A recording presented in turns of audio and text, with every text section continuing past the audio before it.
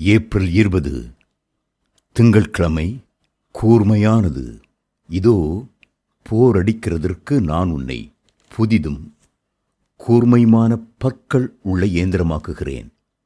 நீ மலைகளை மிதித்து நொறுக்கி குன்றுகளை பதற்கு ஒப்பாக்கி விடுவாய். ஏசாயா 41:15.